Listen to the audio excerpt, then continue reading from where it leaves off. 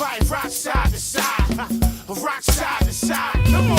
Hey, everybody rock side to side. Yeah, rock side to side. Come on. Hey, everybody rock side to side. Come on. Rock side to side. Come on. Hey. If God be for me, then who can be against me? If God be for me.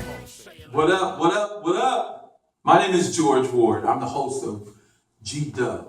GDub is a place where you can have fun. I want it to be totally interactive. What I mean by that is I want to have guests that's going to talk about subjects such as politics, sports, and many more things.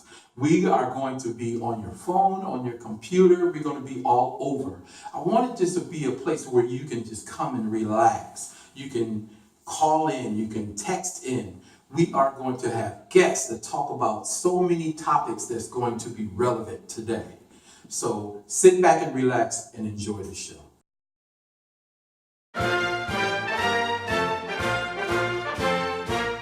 Welcome to 2016, where everybody hates everybody, killer clowns are running around, and we have a crazed billionaire about to become president. Presidential debate is behind us. Ooh, boy, was it a smackdown.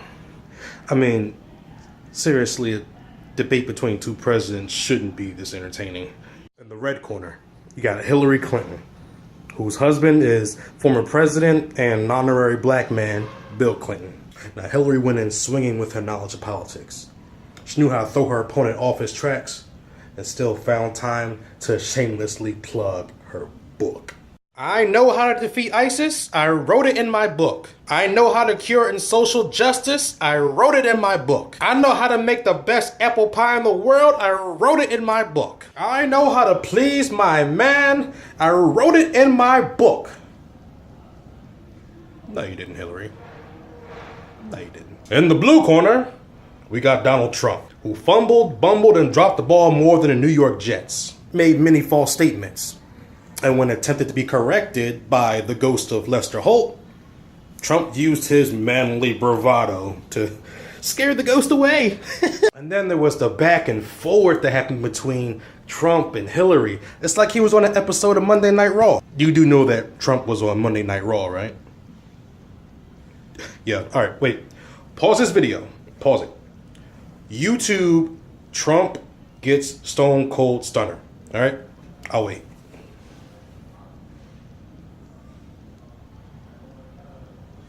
Now, is that gratifying or is that gratifying? I mean, I gotta be honest. It's a crazy choice we have. You have Donald Trump, who knows nothing of politics, has failed businesses, has lost more money than he'd like to share, doesn't pay his taxes, and just has horrible hair. Not to mention, he stands for everything misogynistically and racially wrong with America. And then you have Hillary, who is a familiar face, but not too many folks trust her. I mean, you have the emails. He brought up the emails. Did you see that? He brought them up. I didn't think he was going to do it, but he brought them up. But one thing is clear. You got to vote. I don't know. But one thing that is clear, you got to vote. Make your voice heard. Be present. Don't just sit home on that day. I'm not going to vote. You got Trump. You got Hillary. I'm not going to vote. Stop it. Because one vote that you don't make is a vote for the person you don't want to be president. So get out there and vote. Your vote does count. And we're back. Thank you for spending your time with me today. I got a special guest here in the studio. His name is Edward Busta Fields. How you doing, man? How you doing? Welcome to GDub, bro. Oh, thank you. All right. You know, I heard a lot about you at first. Then I did some research about you. Look, everybody, when you research him on Facebook, this boy can sing. That's right. That's right. Yeah. Again, welcome. I want to ask you about what you do in terms of your ministry. Well, what I do in ministry is I'm a musician. I play drums, I play the organ, and I teach choirs and praise teams and music ministries. And that's just my goal, my job, just to help make the worship service take it to the next level through music. I hear you. You don't have to be a little shy about it, though, because That's called a triple threat. That's what we call that. I'm trying. Yeah. Where you sing, and I heard you sing, and I know you got it going on with that, and you're playing. Let's talk about a little bit of the preaching and how you incorporate that, and how do you juggle the three. Well, I recently started preaching not too long ago, maybe a year ago. Okay. I kind of was put into a position because of my pastor element, and I was thrown into preaching ministry because I was more on the side of music ministry and exhortation. So now God has blessed me to preach the gospel, and what I do is use my platform through music to preach the gospel, and I use that to spread my message of the love and gospel of Jesus Christ. Okay, all right, that was a good answer. But here on GDub, we just go for it, man. Right. I just want you to relax. See now, because you were probably like a praise and worship leader. Right. So a lot of times when you're a praise and worship leader, you're dealing with the word anyway. You're dealing with leading people anyway. And for a lot of people, it's a natural transition going from worship leader to actually a minister of the gospel. Could you kind of like see it rolling like that? Yeah, at first it was hard because being in the preaching ministry, I was so caught up in trying to be like somebody else. There you go. Doing the traditional black message of 3 points in a hoop. Right. I had to learn how to convey the message in a way that God will allow me to do it. And so I learned my approach, and it's good. I enjoy doing it. People receive it because it's not the typical yelling and just telling a good story that's in the Bible. I try to make it relevant and be transparent in my delivery. Okay. Now you were talking about how you're used in a service. Why don't you share with some people who play and who are worship leaders? What is worship about? Worship from music standpoint, or just worship in general. Well, worship is a relationship. At the end of the day, like we spoke before about that anyone can praise God, but you have to have a relationship to worship God, and it's more than just coming into church and lifting your hands or singing a slow beat song. A relationship goes beyond the four walls of the church, giving back to the homeless or doing something for someone that's random, and doing a random act of kindness, but not taking a video on Instagram about it. Because you didn't do it from the heart. You just did it for likes. You know what I'm saying? And we have so worship. That's what worship is to me. That's crazy. I don't want to go off on a tangent, but a lot of people do that in service. On Facebook you just see everybody's hands playing an organ, or their face while they're playing an organ. And all you're doing is just saying I'm not worshiping, I'm just playing. Right. But for you, worship is a relationship. Right. And for you, you bring your worship with you when you come to church. That's right. Okay. So, and in that, what you want people to understand, that I always say that it's good to maybe start off like 5 minutes, just worship, reading the word, worship, and just being in God's presence. Let Him talk to you, and talk back to Him. Let it be a conversation, and you build it up to it's a little longer than that. And if we just think, if we all took our worship with us to service, what a service that would be. I mean, that's even scripture. The Bible says, enter His gates with thanksgiving, and to His courts with praise. So it doesn't mean I come to church and I feel praise. That's right. It means I'm supposed to bring it with me. And that only can happen if you have a relationship with Him. And in that, as a worship leader, we have to understand the atmosphere. Yes. Spiritually. Yes. And then we have to understand people in general. I mean, because if there's a lot of people in the audience or in the congregation that just got saved, a brother ain't gonna take to wrap me in your arms.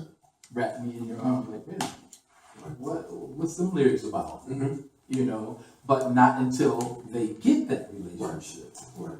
And that's something. That's good. That's something.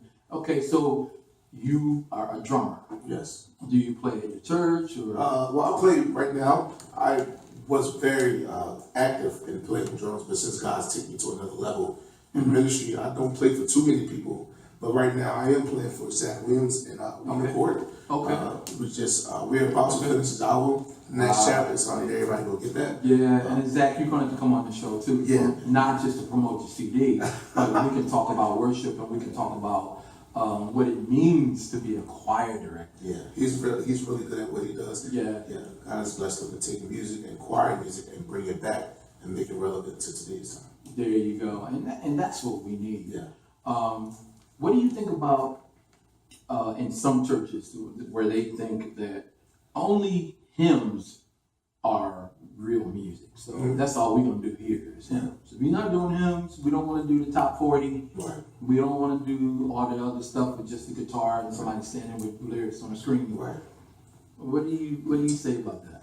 In music ministry, you have to learn how to be relevant. And here, when I say relevant, a lot of people say being relevant is being up to date to today's time. Being relevant is knowing how to be effective to the crowd that you have to minister to. There you go. So if I'm at Second Baptist in North Philadelphia, Right. and it's nothing but missionaries and deacons, Yeah. they're not going to want to hear Sold Out or the anthem, but they're going to want to hear Amazing Grace or Blessed Assurance, songs like that. So you have to learn how to be an effective worship leader. You have to learn how to be effective for that crowd, And to understand that you're going to be singing that music and those lyrics from a worship perspective. That's right. Because a lot of people, you can go to the Second Baptist of North Philadelphia and all they want to hear is that same song over and over again and not worrying about how it's affecting them. It's just what they've already sung. So, okay. And then the opposite could be true with churches who only want Hillsong. Well, I think that's what God has gifted me with the ability to know how to bridge the gap, like we talked about. There you go. Because in my church, Ambassador Love Church, it's in North Philly. Okay. That's right. No, pump up your church. Yeah. Look in the camera. Pump up the church, man. My church is at 17 Susquehanna. It's called Ambassador Cedar Love Church. The pastor is Bishop Carl Washington. A very awesome church, very youth dominated, and they don't really know the hymns of the church. So what I do is I'll take an up-tempo song and I'll combine a hymn with it. So I'll sing something like I don't know. I'll just add. We'll create a groove and something and fall forward, and then while everybody rocking to it and jamming, I'll throw I need the old. Come on and sing, man. Come on. Give like everybody a taste. See, trying to put me in the spot now. I was trying to put you on. See, that's what they do. There you go. I mean, just a little something. What you want to hear? Something that's in your heart, man. Oh man, this is really a spot. I guess I have to be ready for this. Yeah. Let me go here. You don't know my story, all the things that I've been through. You can't feel my pain, what I had to go through to get here. You'll never understand my pain. Don't try to figure it out, because my worship is for real. That's all I got, y'all. Now look at that. Look at that. He deserves this. Man, please. No, what I'm feeling is your heart when you're singing, and everybody is listening. When you sing from your heart. That's what God wants to hear. That's what He wants to feel. Your heart to Him, and He has a wonderful voice. But when I listen to Him, the voice is secondary to what I feel that's on the inside, and that's how we want to be. That's some good stuff, man. That's some good stuff right there. Do you have anything in the future that you're doing? Yes. Be on the lookout in January. Something really, really big is going to happen in January. I'm having my debut concert. We talked about it low right now because we're trying to get things properly set up. But it's going to really be next level. It's going to be that event to go to that day. We're still working on locations, but it's my debut concert. I have a record that I'll be promoting that's already out called Glory to God. It's available on iTunes, Amazon Music, Tidal. Shout out to Jay-Z. Everything. Tidal, Amazon, Google Play. Go get it.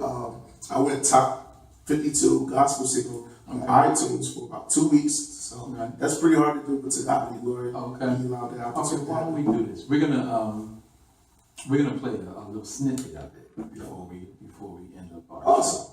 Yeah, and there's something I want to talk to you off camera.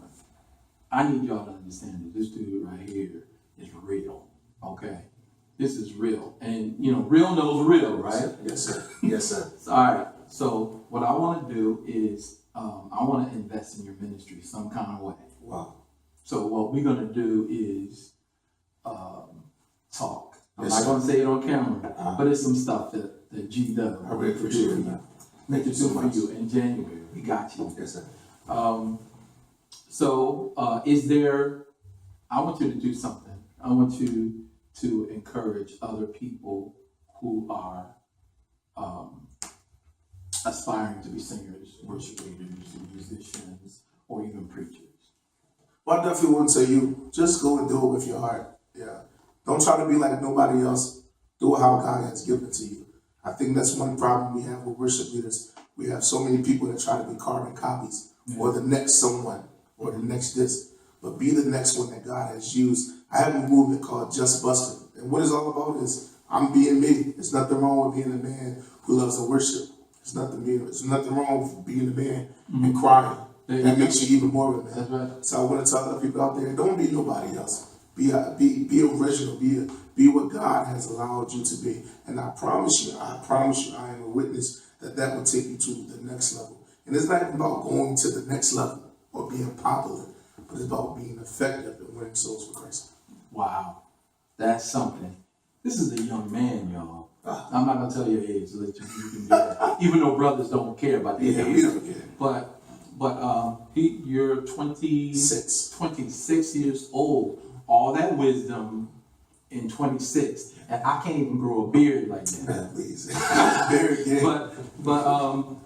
Man, I am happy to have you here. Thank you. I'm happy to be here. We're gonna do some stuff. I'm telling you. Yes, sir. We're gonna do some stuff, and I can't wait. Yes, sir. Thank you so much for having me. I can't wait. And and y'all just be encouraged. We getting ready to go to another break. Say goodbye to the people. We out. Just Busta. All right. Thank you. All right. We're gonna do one other thing right now. We're gonna go to a commercial. Heal the sick and needy, raise the dead. He died on the cross for me. I'd like to thank my special guest, Edward Busta Fields, for being on the show with me today. Just like in every show, God desires that everybody be saved. All you have to do is believe in your heart and confess with your mouth that God raised Jesus from the dead, and you will be saved. So until the next show, my name is George Ward. Have a good one. Say, no God like the one I got. No God like the one I got. Come on.